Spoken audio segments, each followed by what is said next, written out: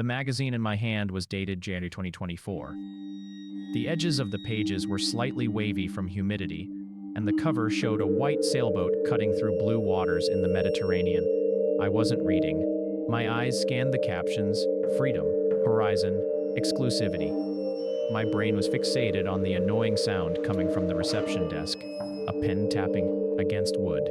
"Felipe, fix your collar," my mother said, looking at me. She sat with the posture of an exiled queen, back straight, barely touching the upholstery of the moss green velvet armchair. "It is fixed, Mom," I lied, wiping sweat from my neck. The air conditioning was on, but the old building, a renovated mansion in the Jardins district of São Paulo, retained the midday January heat. We weren't in a hospital. It didn't look like a clinic. It looked like a luxury notary office or the antechamber of a high-end criminal law firm. Dark wood paneling, Persian rugs, and that heavy, respectful silence that only money can buy. There was no smell of antiseptic. It smelled of floor wax and freshly ground espresso. "Did you bring the apartment transfer documents?" she asked. I did. "They are in the briefcase, but aren't we doing that later? I thought today was just the consultation for that resting procedure you mentioned." She finally looked at me. Her cold blue eyes always reminded me of marbles. There was no fear in them. "There is no later, Felipe. For God's sake, you never pay attention to the details. It is today." "What is today?" I asked. The tapping of the pen stopped. The receptionist looked up from her monitor. "Dona Clarice Albuquerque, Dr. Veloso is ready for you." My mother stood up in a fluid motion. She didn't use a cane. She didn't have cancer nor Alzheimer's. She was 68 years old, had ironclad health, and a bank account that allowed her to do whatever she wanted, including this, whatever this was. Until that moment, I thought it was just a routine checkup. We walked down a wide corridor. There were framed pictures on the walls, antique botanical prints, roots, tubers, seeds germinating in the dark of the earth. No flowers, only the parts that belong underground. We entered Dr. Veloso's office. He wasn't wearing a lab coat. He wore a tailored gray suit with gold cufflinks. His desk was empty, save for a black leather folder and a pen. "Dona Clarice, super punctual," he said without smiling, extending his hand like he was closing a business deal. "And this is Felipe, I presume, the trustee." "Trustee?" I asked, shaking his hand. It was dry like old paper. "I am her son." "Technical terms, Felipe," my mother cut in, sitting down. "Let's skip the pleasantries, doctor. I have a lunch scheduled. Or rather, I don't. Habit of speech. Let's sign." Dr. Veloso opened the folder. The sound of the leather creaking was loud in the quiet room. He pulled out 3 copies of a document on thick, cream-colored paper. "The plot is prepared according to your specifications. Clay soil, medium compaction, no concrete lining as you demanded. Direct contact." "Excellent," my mother said, picking up the pen. "The worms need to do their work. I don't want to be a pickle preserved in a cement box. I want integration." I looked from one to the other, feeling a headache start to throb in my left temple. "Wait," I raised a hand. "Soil? Worms? Mom, are you buying a plot? Is that it? You brought me here to buy your grave?" Dr. Veloso stopped organizing the papers and looked at me with a raised eyebrow. "Dona Clarice, has Mr. Felipe not been informed about the nature of the total immersion protocol?" My mother sighed, that long, theatrical sigh she used when I spilled juice on the rug as a child. I said it was a definitive procedure, Felipe. You only hear what you want to hear. "What do you mean, Mom?" "Dying? Are you going to kill yourself here?" "Don't be vulgar," she clicked her tongue. "Suicide is for desperate people who jump off viaducts and cause traffic jams. What I am doing is assisted vital renunciation. It is a civil right. I am Felipe." I laughed. It was a nervous laugh that came out sounding like a bark. "Bored. You are going to the ranch tomorrow with Aunt Sonia. You just renovated the kitchen, and it turned out crap." "The granite came stained," she said, signing the first page with an aggressive flourish. "Look, son, I have seen everything.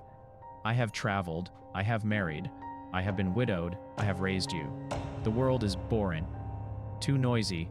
Politics is a joke. Technology irritates me. And I don't have the patience to wait for cancer to eat me in 10 years. I want to leave while I am beautiful and lucid. I just want to turn off the lights." She pushed the paper toward me. "Sign as a witness." "Go on." I looked at the paper. "Cleo se fuater." burial in a state of wakefulness. Sole paragraph. The contractor declares awareness that there will be no administration of chemical euthanizing agents. Death will result from natural hypoxia, lack of oxygen, due to soil coverage. I tasted my breakfast in my throat. Burial in a state of wakefulness? My voice cracked. You are going to be buried alive? Anesthesia interferes with the experience, Dr. Veloso explained calmly, as if describing a wine. Our foundation's proposal is a return to the earth. The sensation of weight, absolute darkness, the embrace of matter.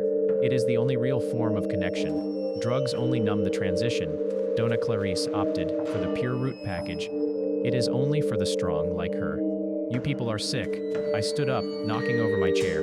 Mom, let's go. This doesn't exist. You are going senile. This is insanity.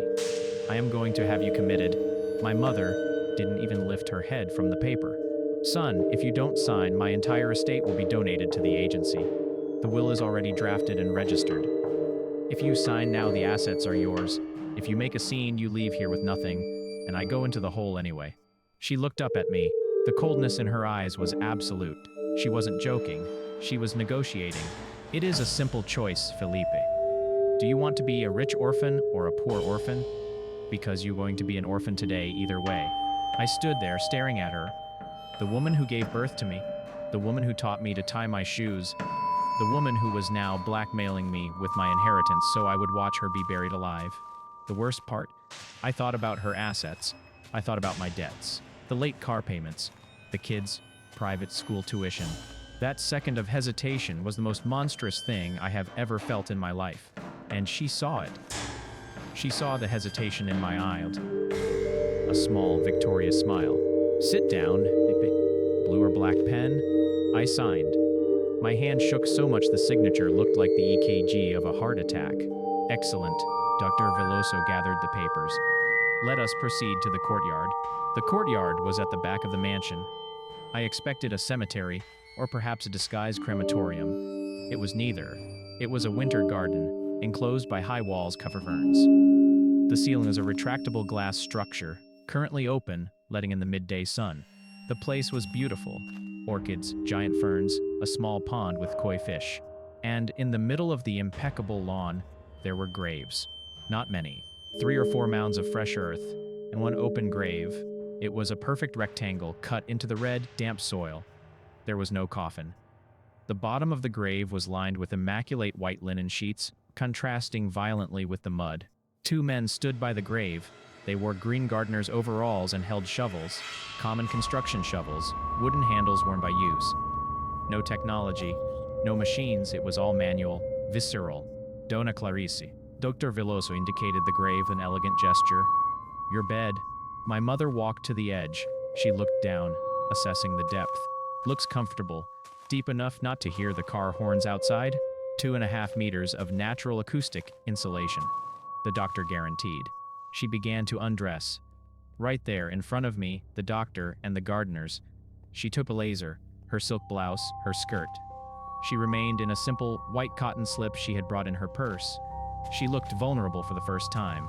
The sagging skin on her arms, the varicose veins on her legs. But her posture remained rigid. Felipe, she called. Help me down. I don't want to dirty my feet before it is time. I walked over to her. My legs felt like lead. Mom, please. We can go get ice cream. We can go to the movies. Don't do this. The movies. She held shoulders. Don't cry, Felipe. It is pathetic. I am happy. Look at this. She pointed to the dark earth. No annoying people. No neighbors. No bad news. Peace. I want to feel peace. Mom, you are going to suffocate. It is going to hurt. You are going to regret it. The panic lasts 2 minutes, according to the doctor. After that, the brain shuts down. I can handle 2 minutes of panic in exchange for an eternity of silence. She sat on the edge of the grave, swinging her legs in. There was a small earthen step carved out. She stepped down. She lay on the white linen. The red dirt walls of the grave were inches from her shoulders. She crossed her hands over her chest. She looked up at the rectangle of blue sky framed by the earth, and at my face, leaning over the edge. Felipe? Hi, Mom. The house alarm code has changed. It is 17901226, today's date, so you don't forget. Okay. And that Chinese vase in the living room, it is a fake. You can sell it cheap. Mom. Tears streamed down my face, dripping onto the dirt down there. Goodbye. Be practical. She closed her eyes. Doctor, you may cover. Dr. Veloso nodded to the gardeners. The sound was what broke me. The sound of the shovel slicing into the pile of loose dirt, and then the sound of the dirt falling. The first shovel load didn't hit her face. The gardener was careful, or perhaps he threw the dirt onto her legs. The white linen began to turn brown. My mother didn't move, not a muscle. The second load covered her waist. The third, her hands. I wanted to jump in there. Body screamed to act to save my mother. But my mind was paralyzed by the contract, the apartment, the absurd normal of it all. The doctor was checking his watch. The gardeners worked in a steady, monotonous rhythm. It was a job, just a job to them. The dirt reached her neck. She remained motionless. Her chest rose and fell slightly. She was breathing. The gardener paused and looked at the doctor. The face, sir? Proceed, gently. The man filled the shovel. He poured the red earth over my mother's face. The dirt covered her mouth, her nose, her closed eyes. She didn't cough. She didn't struggle. She just accepted the dirt as if it were a blanket on a cold night. Her face vanished. Now there was only a mound of dirt where a person used to be. But they didn't stop. They kept throwing dirt, more and more. The hole began to fill. I saw the white linen disappear completely. I saw the grave become just ground. I stood there for a time I couldn't measure. The gardeners stomped on the dirt to compact it. Each stomp felt like a blow to my chest. They were stepping on my mother. Was she still alive down there? How long would the air in the grave last? 5 minutes? 10? Was she awake now, in absolute darkness, feeling the weight of tons of earth on her chest, unable to expand her lungs, trying to scream with a mouth full of mud? It is done, said Dr. Veloso. The planting was a success. He handed me an envelope. Here are the keys and the copy of the death certificate. Cause of death is already filled in as cardiorespiratory arrest. I took the envelope. It felt heavy. You are murderers, I whispered. We are service providers, Felipe. And your mother was a very satisfied client. She got what she wanted. Silence. I left the garden. I passed through the waiting room. The elderly couple was still there. They smiled at me. Is she gone? The little old lady asked. Was it beautiful? I didn't answer. Walked out into the street. The world outside remained the same. Traffic was stalled. A courier on a motorcycle honked at a bus. This burned my skin. I got into my car. The steering wheel was hot. It burned my hands. I had the envelope in the passenger seat, the apartment, the money, financial freedom, all in exchange for a few minutes of dirt on a face. I started the car. I felt short of breath. The seatbelt felt too tight. The car roof seemed too low. I rolled down the window, desperate for oxygen. I drove to her apartment. I went in. The silence was absolute. I went to the kitchen. I opened the fridge. There was a tub of pistachio ice cream half eaten. Her favorite. I ate a mouthful. It was sweet, cold. But I couldn't swallow. My throat felt full of dirt. I went to her bedroom. I opened the sock drawer. The safe was there. I typed the code. 77011226. Inside, there were papers, jewelry, and a letter. On the envelope, it was written, for Felipe. Read only after the planting. I opened the letter. Her handwriting was firm, elegant. Felipe, if you are reading this, it is because you didn't make a scene. Good boy. I knew greed, or pragmatism, let's call it that, would speak louder in you. I raised you well. Don't feel guilty. I was serious about the boredom. But there was something else. Last week, I was diagnosed with early onset, aggressive Alzheimer's. I saw what that did to your father. I wasn't going to let that happen to me. I wasn't going to let you wipe my drool. I chose the earth because the earth doesn't judge and doesn't forget. It only transforms. Enjoy the money. And please, don't send me flowers. I am already part of the garden. With Mom. I dropped the letter. She lied. She lied to the doctor. She lied to me. She wasn't bored. She was afraid. And to spare me or to spare herself, she chose an illegal and totally insane euthanasia. I looked at the wooden floor of bedroom. I imagined down there right now. Was it over? Had her heart stopped? Or was she still in those 2 minutes of panic, scratching at the linen, screaming my name in the dark, regretful, while the roots of the orchids began to feel the heat of her body? I felt the floor vibrate. It was the subway passing deep underground. But for a second, just for a second, I thought it was her knocking on the shell of the world, asking to come out. I closed the safe. I went to the living room and turned the TV to maximum volume.